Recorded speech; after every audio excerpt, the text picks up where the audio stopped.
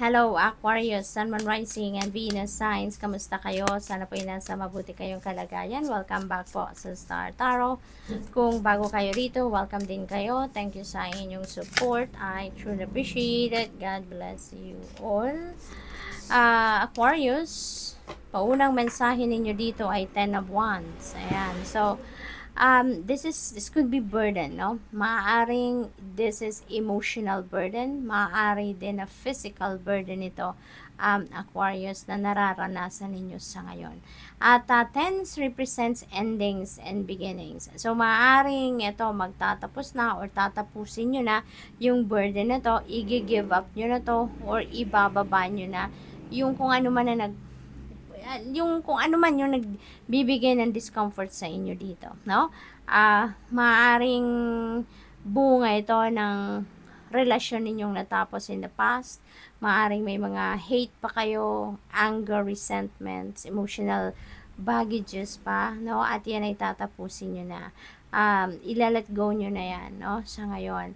Or possible na ang iba sa inyo sa trabaho naman, you've been working long hours, siguro overtime kayo ng overtime at wala ng life, 'di ba? Wala ng social life, wala na kayong ibang nagagawa pag-uwi sa bahay because maybe pagod na kayo.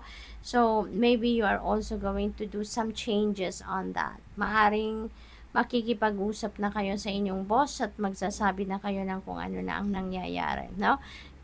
Sa bahay naman, maaring overload ito ng ng obligasyon, responsibilidad, and maybe makikipag-usap na din kayo sa ibang miyembro ng inyong pamilya at hihingi kayo ng tulong, no?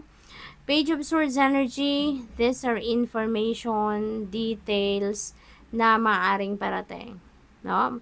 Sa inyo. Merong, siguro nagro-research din kayo on your own at maaaring mahahanap nyo na din yung mga impormasyon na kailangan ninyo.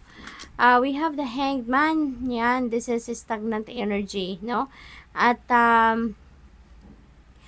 posible dito, Aquarius, na naghihintay kayo dito ng something, no? At maaaring hindi pa yan dumadating. Maaaring ganon. Kaya parang kailangan muna ninyo dito na magpahinga, take a time out sa kung ano man ang inyong ginagawa at mag-contemplate kayo, mag-introspection kayo, magnilay-nilay kayo, magmuni-muni kayo because maybe that is what you really need right now.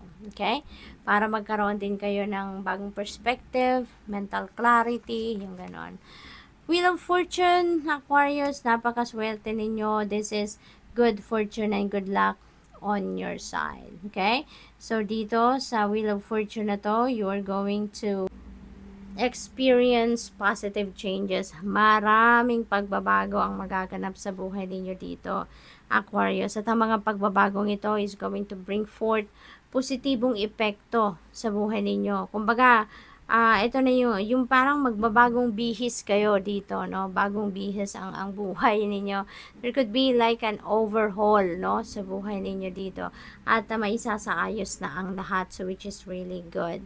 Maaari din nasiswertehin kayo dito sa lahat, no? Ng parte ng buhay ninyo.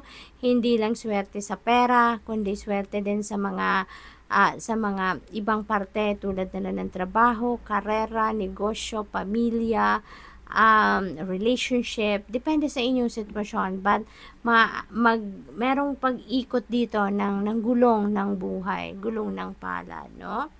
At magiging maayos at maganda ang lahat, successful. 10 of Cups, wow, when it rains, it pours talaga, no, Aquarius? This is happiness, this is joy, prosperity, abundance, contentment na mararamdaman or mararanasan ng karamihan sa inyo dito, Aquarius. This is happy family, domestic bliss, 'di ba? Harmonious relationship, very loving ang bawat isa sa pamilya ninyo dito, Aquarius. Kaya talaga namang magiging masayang-masaya kayo, no? Wala na ditong mga away, wala na ditong mga iringan between family members kasi magiging masaya na kayong lahat, no? What else? We have the Chariot. This is moving on energy. At ang iba din sa inyo dito, no? Maaring magkakaroon na ng tagumpay, no? Magtatagumpay kayo sa ibang bagay. Dito, maaring trabaho related yan. Endeavor ninyo will be rewarding para sa inyo. At saka, meron ditong travel energy para kay Aquarius. Maybe you are going to travel far or maybe you're going to travel somewhere, no? Maaring, ano to, road trip, no? Or siguro maglo-long drive ang iba sa inyo dito, Aquarius. So, there is progress, no, dito sa inyo. This is, yung tagumpay nyo na to, this is going to open up bagong opportunities, bagong doors para sa inyo din dito, and you are moving forward and you are heading towards more successes. So, good luck to that. Tignan natin kung ano pa ang ganap. Meron akong naririnig na vehicle, kaya maaari ang iba sa inyo dito siguro nagsha-shopping, no? Ng sasakyan, tumitingin-tingin, baka may bala kayong bumili ng sasakyan. Angel number 1551, hold your vision. This is really beautiful kasi nasa period kayo na napaka powerful ng energetic frequency ninyo sa ngayon because you are about to manifest, no? Whatever it is that you want to manifest. Maaaring meron na ditong mga goals kayo na magka-come to fruition. You're going to receive abundance, may perang parating, prosperity, so talagang may kayamanan, ano, additional wealth na parating, financial gain, nandito rin si Wheel of Fortune, kaya ang swerte ninyo talaga, lalo na pagdating sa pera. Focus on the good and maintain your concentration on the outcomes you desire. It's time to put your faith and time into your ideas and pursue your goals with all your might. You have such a beautiful and courageous and brave spirit. So good luck, Aquarius.